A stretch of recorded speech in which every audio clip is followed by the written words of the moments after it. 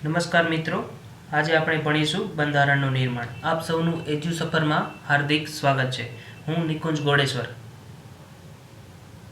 મિત્રો, બંધારણનું નિર્માણ કઈ રીતના થયું એ બધું જ આપણે ભણવા માટે આજે આપણે એક અલગથી ટોપિક બંધારણ સભાનું નિર્માણ કરવામાં આવ્યું અને કઈ રીતના થયું એનું આપણે હિસ્ટ્રીથી લઈને એક એક ટોપિકનો સવિસ્તાર અભ્યાસ કરીશું. મિત્રો, સંવિધાનનું નિર્માણ કઈ રીતના થયું?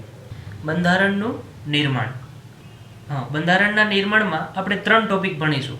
પહેલું છે બંધારણનું નિર્માણ, બંધારણ સભાનું ગઠન, બંધારણ સભાની કાર્યપ્રણાલી અને પ્રારૂપ સમિતિ. તો મિત્રો, આપણે થોડું હિસ્ટ્રીનું બેકગ્રાઉન્ડ જોઈ લઈએ કે બંધારણ ઘડાનું તો એનો વિચાર કોણે રાખ્યો, કઈ રીતના એનો વિચાર આવ્યો અને ફરીવાર બંધારણ ઘડવાનું શું પ્રક્રિયા કરવામાં આવી બંધારણ ઘડવા માટે. મિત્રો, 1934માં સર એમ.એન. રોય નામના એક નેતા હતા. એમણે સૌથી પહેલા આપણા બંધારણ ઘડવાનો વિચાર રાખ્યો. મિત્રો, આ એમસીક્યુમાં પૂછાઈ શકે એવો ટોપિક છે કે સૌથી પહેલા બંધારણ ઘડવાનો વિચાર કોણે રાખ્યો? તો તમે સ્લાઇડ ઉપર જોઈ શકો છો, એમ.એન. રોય. પછી 1935માં કોંગ્રેસે બંધારણ ઘડવાની માંગ કરી હતી. ત્યારે 1935માં. પછી 1938માં પંડિત જવાહરલાલ નહેરુએ એવી ઘોષણા કરી કે બંધારણનું નિર્માણ વયસ્ક મતાધિકાર પ્રમાણે ચૂંટાયેલ બંધારણ સભા દ્વારા કરવામાં આવશે અને તેમાં કોઈ પણ બહારના વ્યક્તિઓનું હસ્તક્ષેપ નહીં ચલાવવામાં આવે. એટલે પંડિત નહેરુએ 1938માં જે આ ઘોષણા કરી એને આપણે ઓળખીએ છીએ ઓગસ્ટ પ્રસ્તાવ તરીકે. અને આ જે નહેરુજીએ પંડિત જવાહરલાલ નહેરુએ 1938માં જે ઘોષણા કરી હતી એને સૈદ્ધાંતિક રીતે બ્રિટિશ સરકારે 1940માં સ્વીકારી લીધો અને એને આપણે ઓગસ્ટ પ્રસ્તાવ તરીકે ઓળખીએ છીએ. ત્યાર પછી બ્રિટિશ સરકારે આ પ્રસ્તાવ સ્વીકારી લીધો. ત્યાર પછી સ્ટેનફોર્ડ ક્રિપ્સ નામના બ્રિટિશ પાર્લામેન્ટના સભ્ય, કેબિનેટ મંત્રી બંધારણના નિર્માણ માટે ભારત આવ્યા, જેને ક્રિપ્સ પ્રસ્તાવ તરીકે આપણે ઓળખીએ છીએ. જે સ્ટેનફોર્ડ ક્રિપ્સ હતા એ બ્રિટિશ સરકારના એક પ્રારૂપ પ્રસ્તાવ સાથે ભારત આવ્યા હતા. પણ આ જે પ્રસ્તાવ લઈને આવ્યા તેને દ્વિતીય વિશ્વયુદ્ધ, બીજા વિશ્વયુદ્ધ પછી સ્વીકારવાનું હતું. એટલે મુસ્લિમ લીગે આમને આ વાતને ઠુકરાવી દીધી અને મુસ્લિમ લીગની માંગ હતી કે ભારતને 2 સ્વાયત્ત હિસ્સોમાં, 2 સરખા ભાગમાં વહેંચી દેવામાં આવે અને પોતાની અલગ અલગ બંધારણ સભા દ્વારા પોતાનું બંધારણનું નિર્માણ કરે. ત્યાર પછી ભારતમાં એક કેબિનેટ મિશન મોકલવામાં આવ્યું. જે આ કેબિનેટ મિશન મોકલવામાં આવ્યું એના આધારે આપણા બંધારણનો નિર્માણનો પાયો ઘડા. પછી હવે આપણે આગળ ભણીશું કે બંધારણ સભાનું ગઠન કઈ રીતના થયું. મિત્રો, બંધારણ ઘડવા માટે સૌથી અગત્યનું હતી બંધારણ સભા. તો આ બંધારણ સભામાં કેટલા લોકો હતા, કેવી રીતના એને બંધારણ ગણ્યું અને એની કઈ રીતના આખી પ્રક્રિયા થઈ આ બંધારણ સભાની ગઠનની, એ હવે આપણે બીજા ટોપિક તરીકે ભણીશું. જો કેબિનેટ મિશને જે પ્રસ્તાવો રાખ્યા હતા, કેબિનેટ મિશને એના આધારે નવેમ્બર 1946માં બંધારણ સભાની ગઠન કરવામાં આવ્યું. ક્યારે? નવેમ્બર 1946માં. મિત્રો, આ જે કેબિનેટ મિશને એના પ્રસ્તાવ રાખ્યો હતો એમાં આપણા બંધારણ સભાના કુલ સભ્યો તરીકે 389 સભ્યો હતા. મિત્રો, આ સૌથી અગત્યનો ટોપિક છે કારણ કે પરીક્ષામાં ઘણી વખત પૂછાઈ શકે છે કે બંધારણ સભામાં કુલ સભ્યો કેટલા હતા. તો મિત્રો, તમે કહી શકો કે બંધારણ સભામાં કુલ સભ્યો 389 હતા. ફરી એકવાર હું કહું છું કે 389 સભ્યો બંધારણ સભામાં હતા. હવે એનો આ અલગ અલગ 389 સીટ હતી, સભ્યો, એનો બંટવારો કઈ રીતના થયો હતો, એને કઈ રીતના ભારતના કયા કયા પ્રાંતમાંથી એ સભ્યોને ચૂંટ્યા હતા, એ પ્રક્રિયા શું હતી એ હવે આપણે ભણીશું. તો મિત્રો, આમાં ટોટલ 389 સભ્યો હતો. તેમાં 296 સીટ, 389માંથી 296 સીટ બ્રિટિશ ભારતના પ્રાંતની હતી. કેની?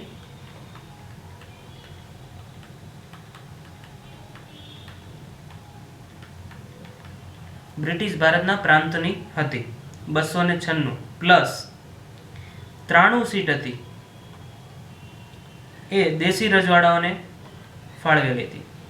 દેશી રજવાડા ઓને અને ટોટલ થઈ 389. હવે 292 બ્રિટિશ સીટોનું જે ફાળવેલી હતી, 296 સીટો જે બ્રિટિશ ભારતને ફાળવેલી હતી. કેટલી? 296. એમાંથી 292 સીટ એ બ્રિટિશ ગવર્નર પ્રાંતોને મળેલી હતી. એ ગવર્નર પ્રાંતોમાં ફોર એક્ઝામ્પલ મદ્રાસ, બોમ્બે, બિહાર, પંજાબ, સિંધ, બંગાળ, આવા 11 ગવર્નર પ્રાંતો હતા. એ 292 સીટ એના ભાગે હતી. પ્લસ 4 સીટ હતી એ બ્રિટિશ ભારતના જ પણ અલગ પ્રાંતો તરીકે ઓળખાતા હતા, જેમાં દિલ્હી, અજમેર, મોરવાડ, કુર્ગ અને બ્રિટિશ બલુચિસ્તાન. આ 4 પ્રાંતો મળીને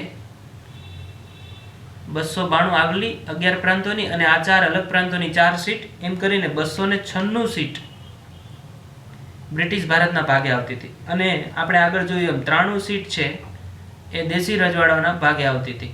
હવે ત્યાર વખતે એવો આમ સામાન્ય રીતે નિયમ બનાવેલ હતો કે પ્રત્યેક 10 લાખ લોકોએ એક સીટની ફાળવણી થતી હતી. તો ટોટલ 389 સીટો ફાળવેલી હતી. તેમાં પ્રત્યેક 10 લાખ, આ પણ એક્ઝામમાં પૂછાઈ શકે કે કેટલા લોકોએ એક સીટ ફાળવેલી હતી. તો આપણે કહી શકીએ કે પ્રત્યેક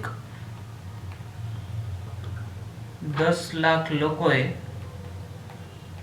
10 લાખ લોકોએ એક સીટ. આ સૌથી અગત્યનું છે મિત્રો. ટોટલ 389 સીટ અને પ્રત્યેક 10 લાખ લોકોએ એક સીટ. આ સૌથી અગત્યનું છે. આ તમે યાદ રાખી લેજો. ત્યાર પછી આ બંધારણ સભાની જે સીટો ફળવાઈ એની ચૂંટણી થઈ. આ ચૂંટણી જુલાઈ અને ઓગસ્ટ 1946માં થઈ હતી. એમાં કોંગ્રેસને 208 સીટ મળી, પ્લસ મુસ્લિમ લીગને 73 સીટ મુસ્લિમ લીગને ભાગમાં આવી.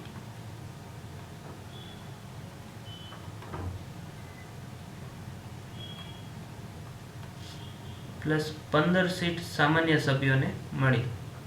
મીન્સ અપક્ષ, કોઈ પણ સ્વતંત્ર સભ્યો તરીકે ઉભા રહ્યા હોય એમને.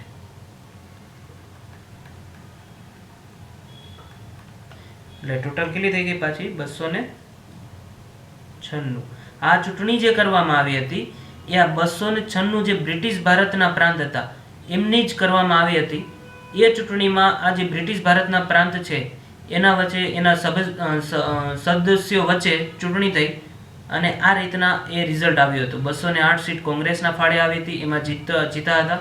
93 સીટ ઉપર મુસ્લિમ લીગ જીતી હતી અને 15 સભ્યો એવા હતા જે સ્વતંત્ર સભ્યો તરીકે ચૂંટાણા હતા. આવી રીતના ભારતના બધા જ પ્રાંતોના લોકો ભેગા મળીને સંવિધાન સભાની રચના કરવામાં આવી હતી. મીન્સ અલગ અલગ ભારતના બધા જ પ્રાંતોમાંથી લોકોને ત્યાં હાજરી સંવિધાન સભામાં હતી. એમાં 2 વ્યક્તિ અપવાદ હતા જે ભારતના સૌથી ટોપ મોસ્ટ રાજકારણી કહેવાય એ વખતના. એવા 2 વ્યક્તિ, મહાત્મા ગાંધી અને મોહમ્મદ અલી જીણા. આ 2 વ્યક્તિ એવા હતા જેમની જે બંધારણ સભામાં હાજર ન રહ્યા હતા. બાકી એ વખતના જેટલા ભારતની જેટલી મોટી મોટી હસ્તીઓ કહેવાતી હતી એ બધા જ વ્યક્તિઓ બંધારણ સભામાં 389 સભ્યોમાં હાજર હતા. હવે મિત્રો આપણે બીજો ટોપિક ભણીશું કે બંધારણ સભાની કાર્યપ્રણાલી. મિત્રો એમાં પહેલી બેઠક 9 ડિસેમ્બર 1946 થઈ હતી. ક્યારે? આ પણ 3 બેઠક છે. આ ઘણી બધી એક્ઝામોમાં પૂછાઈ ગયેલું છે કે પહેલી બેઠક ક્યારે થઈ, બીજી બેઠક ક્યારે થઈ અને બંધારણ સભાની ત્રીજી બેઠક ક્યારે થઈ. તો પહેલી બેઠક છે એ 9 ડિસેમ્બર 1946માં થઈ હતી. પછી બીજી બેઠક છે 2 દિવસ પછી, આ બાજુમાં હું લખી દીધું તમને, બીજી બેઠક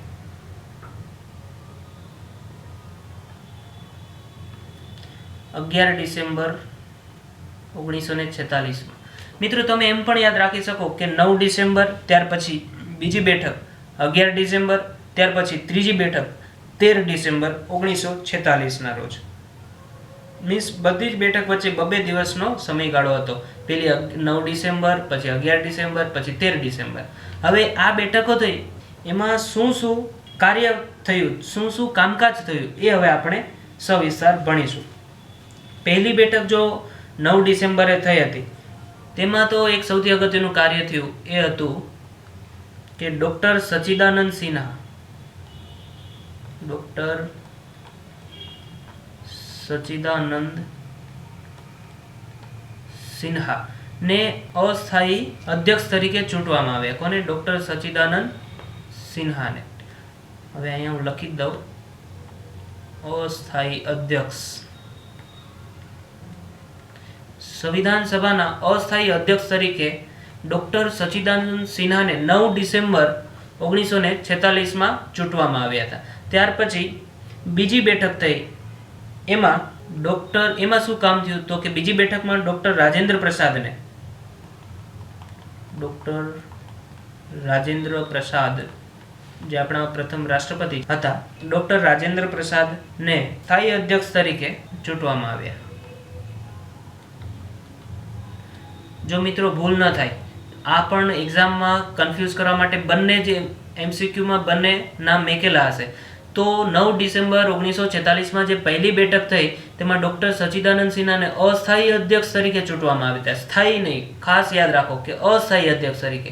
અને બીજી બેઠક થઈ 2 દિવસ પછી જે 11 ડિસેમ્બર 1946ના રોજ ડોક્ટર રાજેન્દ્ર પ્રસાદને સ્થાયી અધ્યક્ષ તરીકે ચૂંટવામાં આવ્યા.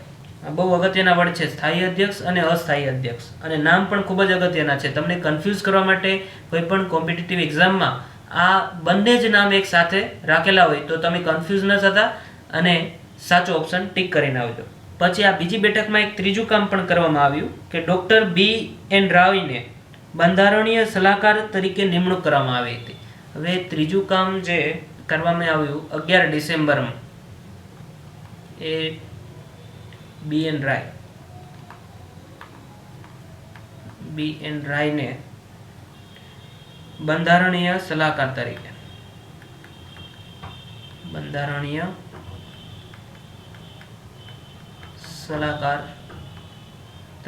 નિમણૂક કરી.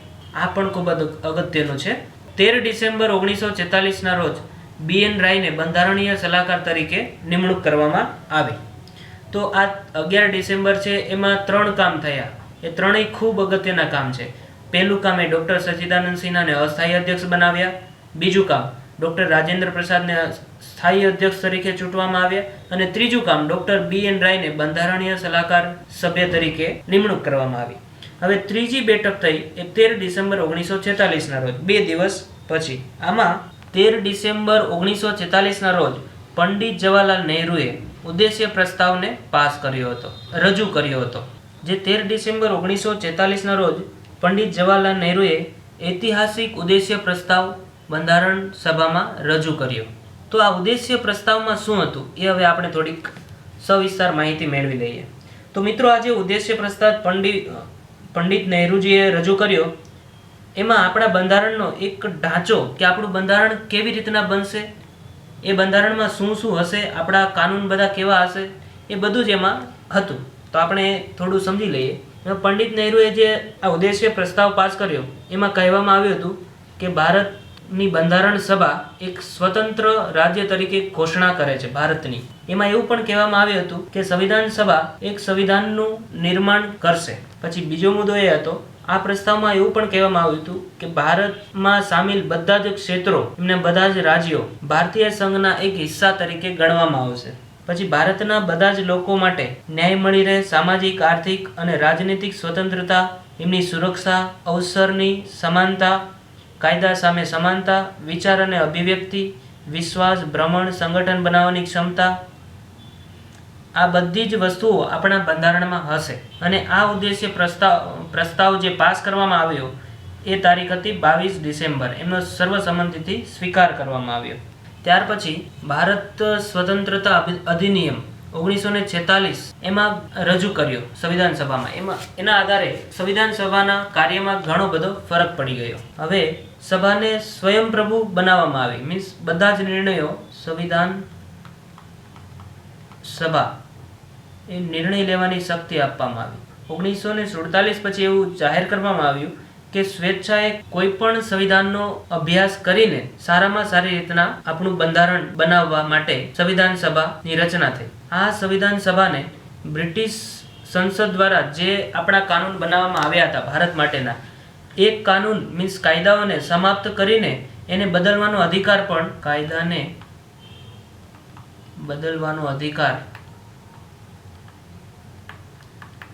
પણ સંવિધાન સભાને આપી દેવામાં આવ્યો. હવે સંવિધાન સભા એક સંસદની જેમ પણ કામ કરવા લાગી. જો આમાં 3 ફેરફાર કરવામાં આવ્યા એ આપણે સવિસ્તાર. તે સંવિધાન સભા સ્વતંત્રતાથી કોઈ પણ નિયમ બનાવી શકશે.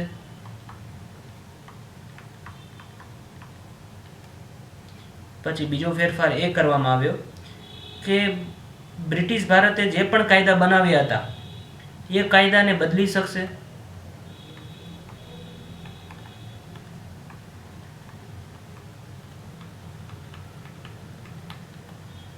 પછી ત્રીજો ફેરફાર એ કરવામાં આવ્યો કે કોઈ પણ કાયદા જે બિનજરૂરી લાગે બ્રિટિશ ભારતના, તો એ કાયદાને સમાપ્ત પણ કરી શકશે.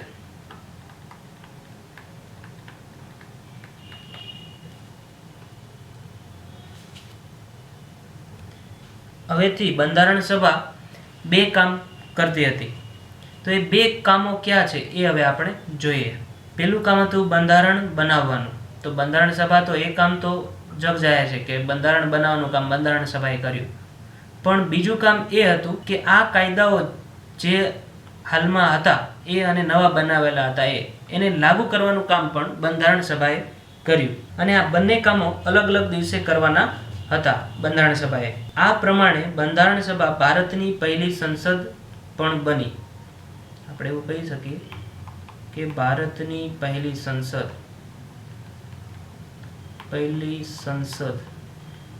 જેવું કામ કોણે કર્યું હતું? તો કે બંધારણ સભાએ. ભારતની પહેલી સંસદ જેવું કામ પણ બંધારણ સભાએ કર્યું. હવે 26 નવેમ્બર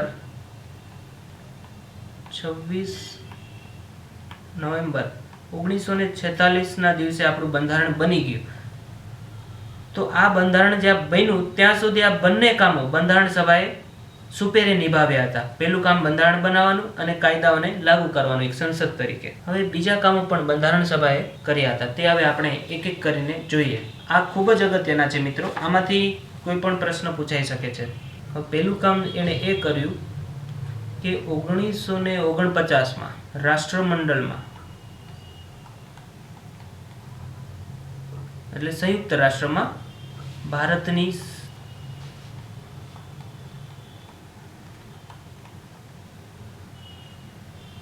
સદસ્યતા લેવામાં આવી. ભારતને સદસ્યતા મેળવી. મીન્સ ભારતને એમનું સભ્ય બનાવ્યું. પછી બીજું કામ શું કર્યું હતું સંવિધાન સભાએ? 22 જુલાઈ 1947માં રાષ્ટ્રધ્વજને અપનાવ્યો.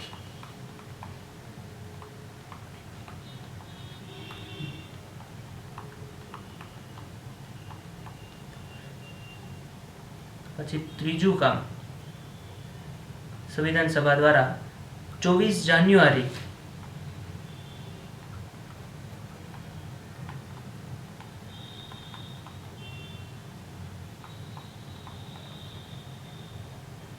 1950 ના દિવસે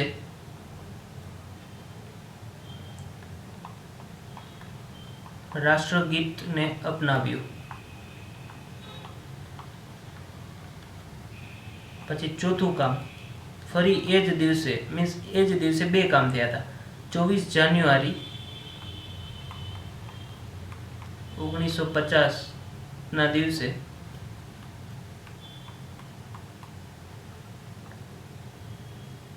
રાષ્ટ્રગાનને અપનાવ્યું મીન્સ નક્કી કર્યું. પછી પાંચમું કામ મીન્સ એ જ દિવસે ત્રીજું કામ 24 જાન્યુઆરી 1950 ના દિવસે ડોક્ટર રાજેન્દ્ર પ્રસાદને રાષ્ટ્રપતિ તરીકે ચૂંટી કાઢ્યા. ચૂંટી કાઢ્યા. એમની ચૂંટણી થઈ અને રાષ્ટ્રપતિ તરીકે ડૉક્ટર રાજેન્દ્ર પ્રસાદને ચૂંટવામાં આવ્યા. તો સંવિધાન સભાએ આ 5 કામો કર્યા હતા. આ તમને કોઈ પણ ડેટ કે 22 જુલાઈએ સંવિધાન સભાએ કયું કામ કર્યું હતું તો આ બધા જ તમને આપેલા હોય. રાષ્ટ્રધ્વજને અપનાવ્યો, રાષ્ટ્રગીત અપનાવ્યું, રાષ્ટ્રગાનને અપનાવ્યું કે રાજેન્દ્ર પ્રસાદને રાષ્ટ્રપતિ તરીકે ચૂંટ્યા. તો તમને આ સ્લાઇડ બહુ અગત્યની છે અને આ બહુ જ અગત્યનો ટોપિક છે. તમે આ યાદ રાખી લેજો કે 1949ના દિવસે સંયુક્ત રાષ્ટ્રમાં ભારતની નોંધણી કરી. પછી 22 જુલાઈ 1947ના દિવસે રાષ્ટ્રધ્વજ અપનાવ્યો. 24 જાન્યુઆરી અને 24 જાન્યુઆરી આ ત્રણેય એક જ દિવસ મીન્સ 24 જાન્યુઆરી 1950ના દિવસે રાષ્ટ્રગીત, રાષ્ટ્રગાન અને પ્રથમ રાષ્ટ્રપતિ તરીકે રાજેન્દ્ર પ્રસાદને ચૂંટવામાં આવ્યા. તો આ ત્રણેય કામ એક જ દિવસે 24 જાન્યુઆરીના દિવસે આ ત્રણેય કામ 24 જાન્યુઆરી 1950ના દિવસે સંવિધાન સભાએ કર્યું હતું. પહેલું રાષ્ટ્રગીત અપનાવવાનું, રાષ્ટ્રગાન અપનાવવાનું અને ડૉક્ટર રાજેન્દ્ર પ્રસાદને પહેલા રાષ્ટ્રપતિ તરીકે ચૂંટવાનું કામ. હવે આપણે જોશું કે પૂરું બંધારણ બનતા કેટલા દિવસ લાગ્યા. તો 2 વર્ષ 11 મહિના અને 18 દિવસ આ સમયગાળો છે. સમય લાગ્યો. આખું જ બંધારણ તૈયાર થતા 2 વર્ષ 11 મહિના અને 18 દિવસ લાગ્યા હતા. આ 2 વર્ષ 11 મહિના અને 18 દિવસમાં બધા સભ્યોની કુલ 11 બેઠકો થઈ હતી. એમાં 64 લાખ રૂપિયાનો ખર્ચ થયો હતો અને 24 જાન્યુઆરી 1950 સોરી અહીંયા લખતા ભૂલાઈ ગયું છે 1950 24 જાન્યુઆરી 1950ના દિવસે બંધારણ સભાની અંતિમ બેઠક થઈ. હવે આપણે બીજો એક ટોપિક જોઈશું જે સંવિધાન સભાનો અગત્યનો ટોપિક છે. એ છે પ્રારૂપ સમિતિ. તો પ્રારૂપ સમિતિ એટલે શું પહેલાં તો આપણે એ જાણવું પડે. તો આપણે વાત કરતા હતા પ્રારૂપ સમિતિ એટલે શું. તો મિત્રો ખરડા સમિતિ સૌથી અગત્યની સમિતિ હતી. એમણે આખું બંધારણનો ઢાંચો તૈયાર કર્યો. એ બંધારણમાં શું શું રાખવું, શું ન રાખવું, કેવું આપણું બંધારણ હોય, કેવા કાનૂન છે, બધા જ દેશોના અલગ અલગ બંધારણનો અભ્યાસ કર્યો અને એમાં 7 સભ્યો હતા. જો આ પ્રારૂપ સમિતિ ક્યારે ઘડાણી તો એની તારીખ છે 29 ઓગસ્ટ 1947માં આ પ્રારૂપ સમિતિની નિમણૂક થઈ અને એમાં ટોટલ 7 સભ્યો હતા. અને પ્રારૂપ સમિતિએ 26 નવેમ્બર 1949માં બંધારણ લાગુ કર્યું. પણ હવે એમાં 7 સભ્ય ક્યાં હતા એ આપણે જોઈ લઈએ. ખૂબ અગત્યના નામ છે, તમે યાદ રાખી લેજો. એમાં ડૉક્ટર આંબેડકરજી પહેલા સભ્ય, એના અધ્યક્ષ હતા ડૉક્ટર આંબેડકર, કાઉસમાં લખી દો અધ્યક્ષ. પ્રારૂપ સમિતિના અધ્યક્ષ કોણ હતા એવો પણ પ્રશ્ન પૂછાઈ શકે એક્ઝામમાં, તો તમે કહી શકો કે ડૉક્ટર આંબેડકરજી. પછી બીજા સભ્ય હતા એન ગોપાલ સ્વામી,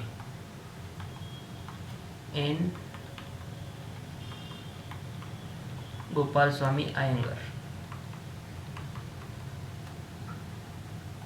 પછી ત્રીજા સભ્ય હતા અલ્લાદી કૃષ્ણસ્વામી અય્યર,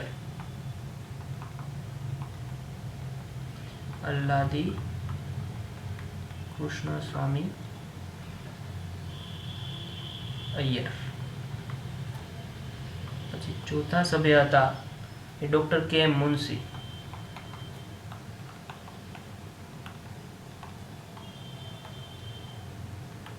તો મિત્રો તમને ખબર હશે આપણે બધા ગુજરાતી છીએ કે કનૈયાલાલ માણેકલાલ મુનશી એ આપણા બંધારણની જે પ્રારૂપ સમિતિ હતી એમાં ખૂબ અગત્યના એક સભ્ય તરીકે એમણે સેવા આપી હતી. કે પ્રારૂપ સમિતિ એટલે બંધારણનું નિર્માણ તેમાં ખૂબ અગત્યની સમિતિ અને એમાંના એક સભ્ય એટલે ડૉક્ટર કે મુનશી, કનૈયાલાલ માણેકલાલ મુનશી. એ આપણા ગુજરાતી જ હતા અને બહુ અગત્યની નવલકથાઓ આપેલી, એ આપણે પછી જોશું. પછી પાંચમા સભ્ય હતા સૈયદ મોહમ્મદ સાદુલ્લાહ. સૈયદ મોહમ્મદ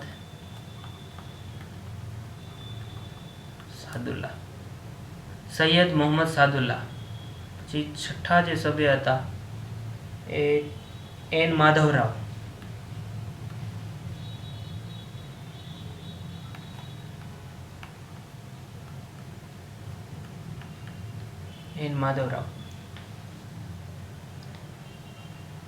પછી સાતમા જે સભ્ય હતા એ હતા ટી કૃષ્ણમાચારી.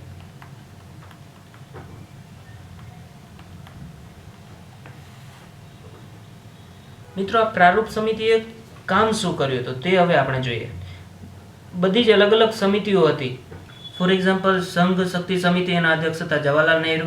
પ્રાંતીય સંવિધાન સમિતિ, એમના અધ્યક્ષ હતા સરદાર પટેલ. પણ એ બધી જ અલગ અલગ જે સમિતિઓ હતી, એ સમિતિઓના પ્રસ્તાવો જેમણે આપ્યા, એ સમિતિના પ્રસ્તાવો ઉપર વિચાર કરીને આ પ્રારૂપ સમિતિએ ભારતના બંધારણનું પ્રારૂપ તૈયાર કર્યું, કે આખો એક ઢાંચો તૈયાર કર્યો.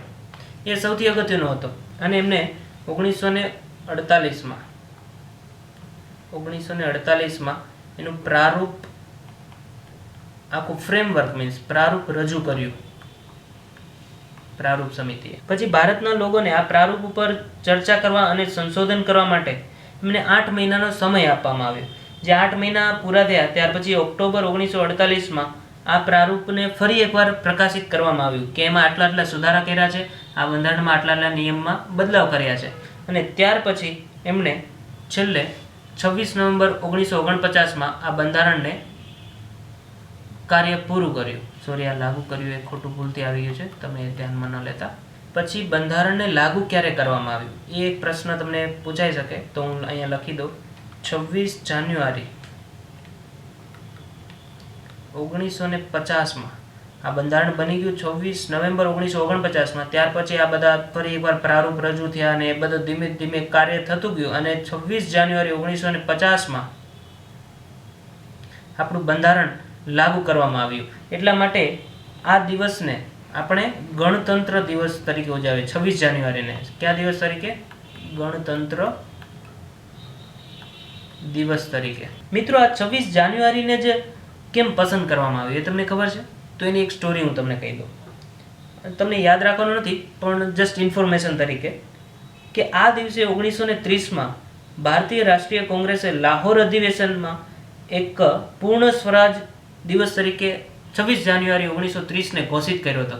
મીન્સ લાહોરમાં 1930માં જે અધિવેશન ભરાણું હતું કોંગ્રેસનું વાર્ષિક અધિવેશન, એમાં 26 જાન્યુઆરી 1930ના દિવસે પૂર્ણ સ્વતંત્રતા દિવસ તરીકે મનાવવામાં આવ્યો હતો.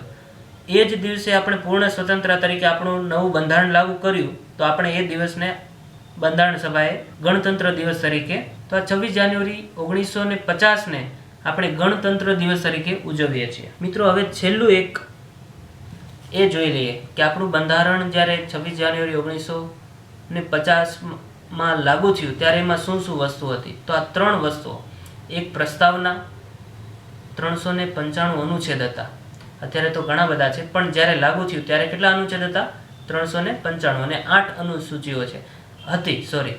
ત્યારે 8 અનુસૂચિઓ હતી. અત્યારે કેટલી છે? 12 અનુસૂચિઓ છે. એ આપણે આગળના લેક્ચરમાં આપણે ભણીશું કે અનુસૂચિઓ કેટલી છે, અનુચ્છેદ કેટલા છે, અનુચ્છેદમાં સંશોધન કઈ રીતના થાય છે. એ આગળના લેક્ચરમાં જ્યારે હું અપડેટ કરીશ ત્યારે આપણે ફરી પાછું આગળ ભણીશું. હવે ડૉક્ટર આંબેડકર આ એક એવા વ્યક્તિ છે કે એમને બંધારણના પિતા તરીકે ઓળખવામાં આવે છે. તો એ શું કામ બંધારણના પિતા તરીકે ઓળખવામાં આવે છે? બંધારણ સભામાં દલીલો થતી હતી તેમાં તર્કસંગત અને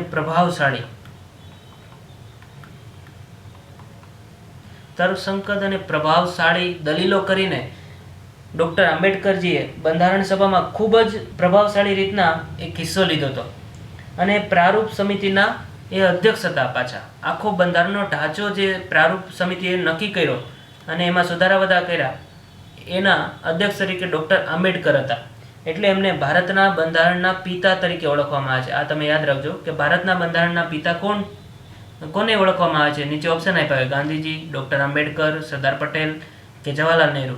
તો એમના ભારતના બંધારણના પિતા તરીકે કોણ આવે? ડૉક્ટર આંબેડકરજી. પછી આ વ્યક્તિ સંવિધાન વિશેષજ્ઞ હતા, અનુસૂચિત જનજાતિઓના નિર્વિવાદ નેતા તરીકે અને ભારતના બંધારણના પ્રમુખ શિલ્પી હતા. મીન્સ આખું બંધારણનું એણે રચના કરી, એટલે એને આધુનિક મનુ તરીકે પણ એને સંજ્ઞાથી પણ ઓળખવામાં આવે છે. ભારતના બંધારણમાં આધુનિક મનુ તરીકે કોણ ઓળખાય છે? તો આપણે કહી શકીએ કે ડૉક્ટર આંબેડકર. થેન્ક યુ મિત્રો, તમે બધાએ અમારો લેક્ચર જોયો એ બદલ આપ સૌનો આભાર. અમારા તમામ અપડેટ માટે ગૂગલ પ્લે સ્ટોર પર જઈ EDUSAFAR અલબત્ત ઇડ્યુ સફર લખી સર્ચ કરી આપ પહેલી જ એપ્લિકેશન ઇન્સ્ટોલ કરશો. આ વિડીયો જોવા બદલ આપનો ખૂબ ખૂબ આભાર.